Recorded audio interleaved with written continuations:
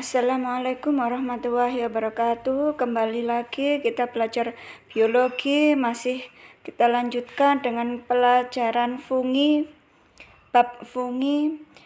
Kemarin kita sudah belajar tentang zygomicota dan sekarang ascomycota. Salah satu dari bagian-bagian dari fungi. Seperti yang kalian lihat di sini ada beberapa contoh dari ascomycota. Ascomycota ciri khasnya dia memiliki seperti kantong-kantong, seperti lubang-lubang. Ini ya. Ini yang saya contohkan, ini yang multiselular. Ini yang multiselular tapi yang dia hanya mikroskopik. Ini contoh dari penicillin. Penicillin itu untuk obat antibiotik. Sekarang kita lanjut. Nah, ini ciri-ciri ascomycota. Dia anggotanya ada yang bersel satu atau uniseluler ataupun yang multiseluler atau banyak sel. Jadi dia ada yang satu sel, ada yang multiseluler. Untuk cara mendapatkan makanan, seperti yang kita ketahui ya, semua jamur bersifat heterotrof karena dia tidak memiliki klorofil. Sehingga cara makannya dia saprofit mengambil makanan dari sisa-sisa makhluk hidup ataupun parasit yang mengambil makanan dari makhluk hidup yang lain. Dan ada juga yang bersimbiosis dengan organisme lain yang nantinya dia akan membentuk lichen atau mikoriza. Terus untuk bentuk hifanya sekarang. Kemarin hifa ada dua ya, yang bersekat dan tidak bersekat. Untuk ascomycota hifanya dia bersekat. Nah, itu ya hifanya bersekat. Terus di sini memiliki alat pembentuk spora yang disebut dengan ascus. Ascus di sini adalah kantong-kantong lah, seperti yang kita lihat di sini ya. Ini ascus. Ascus itu kantong-kantong. Di dalam ascus itu ada ascospora. Nah, ini ya, jadi di dalamnya ini ascus. Terus di dalam ascus itu ada ascospora. Ascospora itu adalah jenis spora dari hasil reproduksi generatif. Nah, di mana letak dari ascus ini? Lah, ini di sini ya. Kalian perhatikan. Ini adalah bentuk dari ascomycota. Semuanya ini dikatakan ascocarp. Nah, ini ya bentuk ascocarp. Ascocarp. Nah, ini semuanya ini namanya ascocarp. Di dalam ascocarp ini terdapat ascus. Nah, ini kecil-kecil ini ascus. Di dalam ascus itu terdapat ascospora. Sekarang reproduksi dilakukan secara seksual dan aseksual. Kita lihat sekarang yang aseksual. Yang untuk yang uniseluler dia akan membentuk tunas. Sedangkan untuk yang multiseluler dia akan membentuk yaitu spora conidia atau conidiospora. Bagaimana bentuk spora conidia atau conidiospora? Nah, seperti ini ya. Ini namanya conidia.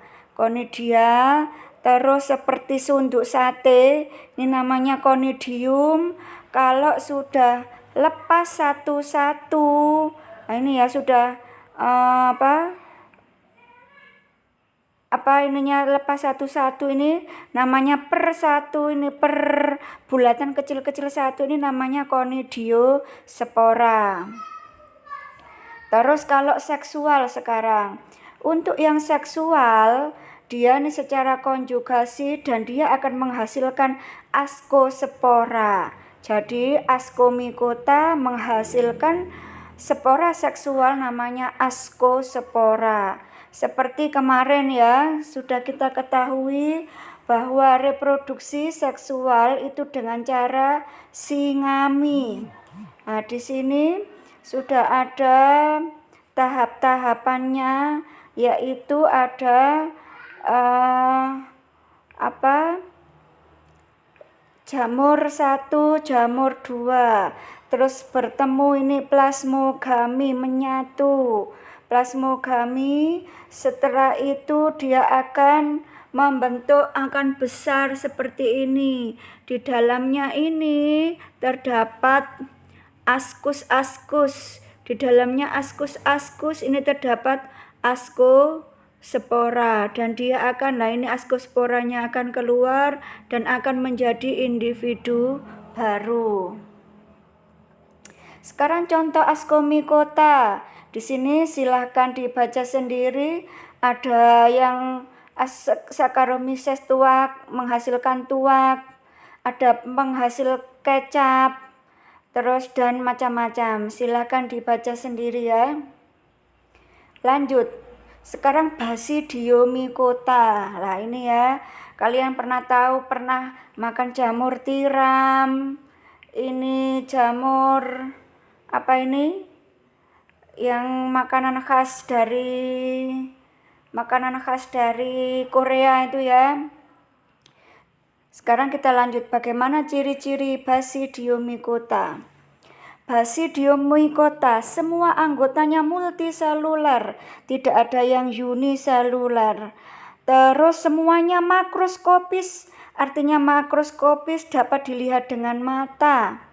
Terus sifatnya semuanya saprofit atau parasit. Nah itu ya, jadi ada yang menguraikan dan ada yang menempel pada makhluk hidup yang lain. Ataupun ada yang simbiosis mutualisme. Terus semua anggotanya hidupnya habitatnya di darat. Terus bentuk hifanya semuanya bersekat. Bentuk tubuh buah lah ini kalau kamu perhatikan di sini, ini namanya bentuk tubuh buah. Jadi tubuh buahnya ini dikatakan basidiokap. Sedangkan kalau pada askomikota tubuh buahnya adalah askokap. Sedangkan kalau pada Basidiomycota tubuh buahnya adalah basidiokap. Jadi yang kamu makan itu adalah tubuh buahnya, yaitu basidiokap. Tubuh buahnya ini terdiri dari yang atas ini adalah tudung. Terus yang seperti batang ini adalah batangnya. Di bawah tudung ini terdapat lain ya, ada lamela-lamela. Atau dikatakan lembaran-lembaran atau bilah-bilah. Lah di sini di lembaran-lembaran ini lah ini ya. Ini di lembaran-lembaran ini dia akan menghasilkan basidium. Basidium ini nanti dia akan menghasilkan basidiospora. Jadi saya ulangi lagi, ini semuanya tubuh buah. Nah ini ya, tubuh buah, ini tubuh buah. Tubuh buah terdiri dari tudung sama batang. Di balik tudung terdapat bilah-bilah atau lembaran-lembaran. Pada lembaran-lembaran ini dia akan menghasilkan basidium. Basidium akan menghasilkan basidiospora. Dan basidiospora adalah spora seksual pada Basidiomycota. Ini ya. Sekarang warnanya. Seperti kita lihat warnanya beraneka ragam. Ada merah, ada putih, ada coklat. Sekarang kita lanjut. Untuk reproduksi sama ya, ada aseksual dan seksual. Aseksualnya tetap seperti askomikota menghasilkan spora conidia atau conidiospora. Sedangkan seksual menghasilkan basidiospora. Di sini kita lihat ya. Jadi ada seperti tadi, ada singami ya. Ada 2 individu jamur yang berbeda. Setelah itu dia menempel menjadi satu. Terus dia akan mengadakan plasmogami. Setelah plasmogami dia akan menjadi individu baru. Terus dia akan menempel dan dia akan menghasilkan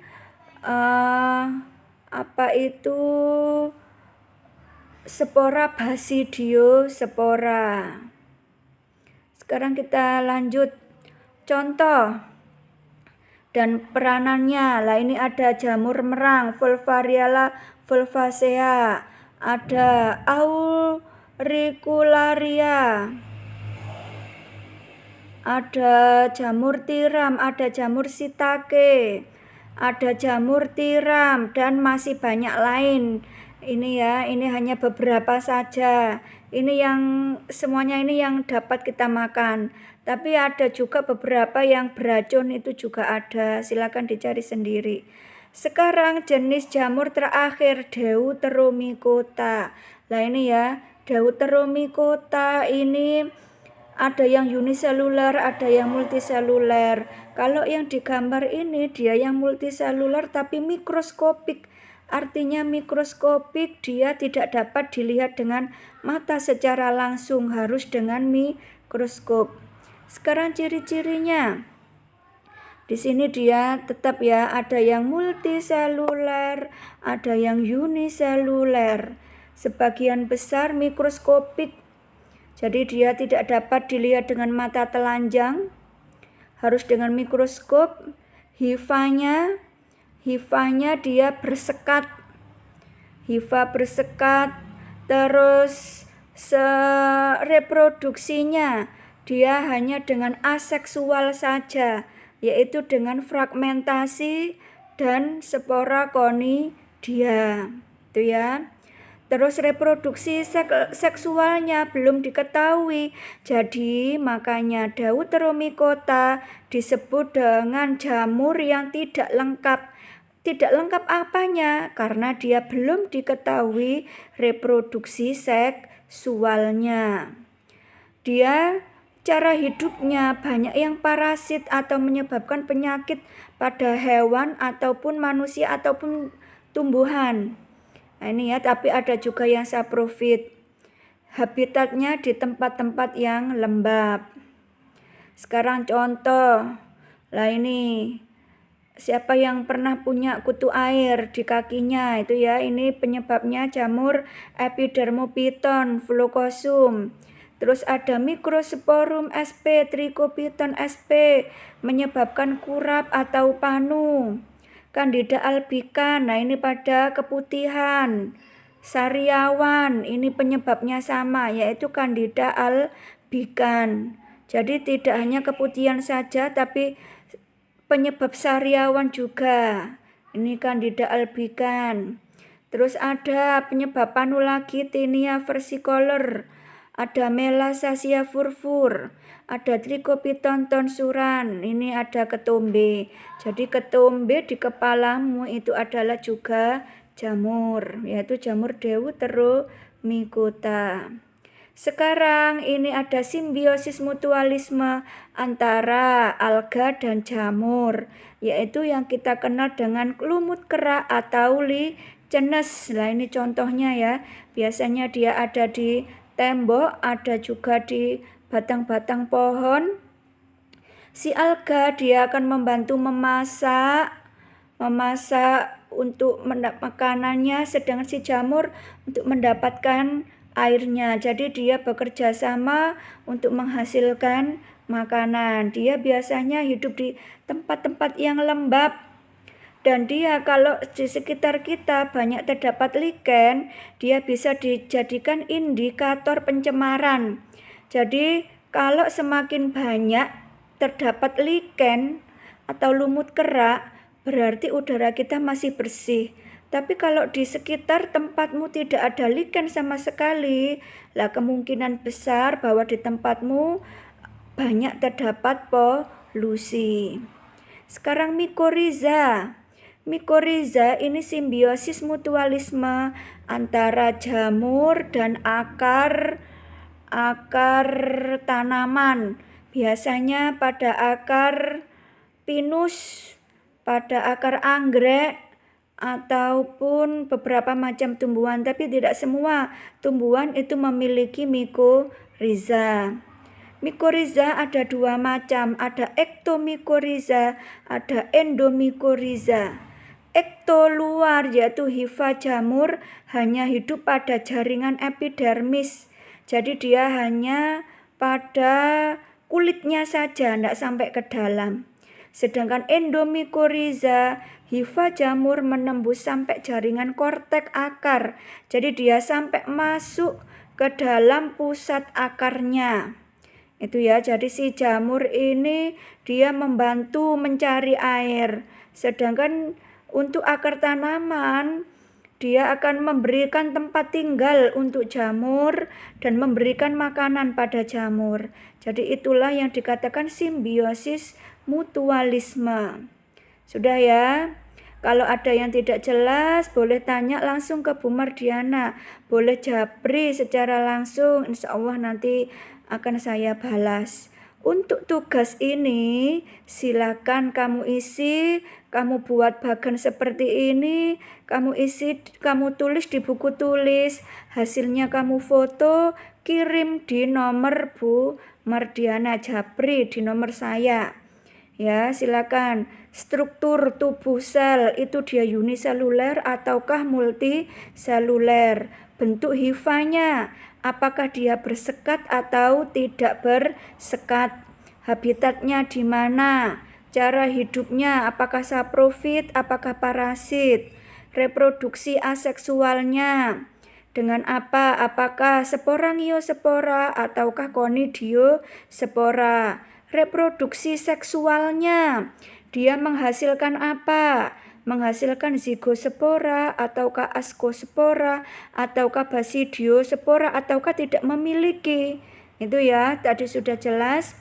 Terus contohnya apa saja dan dia menghasilkan apa. Sudah ya? Kalau ada yang tidak jelas boleh ditanya, terus nanti hasilnya difoto, dikirim ke nomor saya. Untuk minggu depan kita akan melakukan penilaian harian tentang fungi. Sekian, wassalamualaikum warahmatullahi wabarakatuh.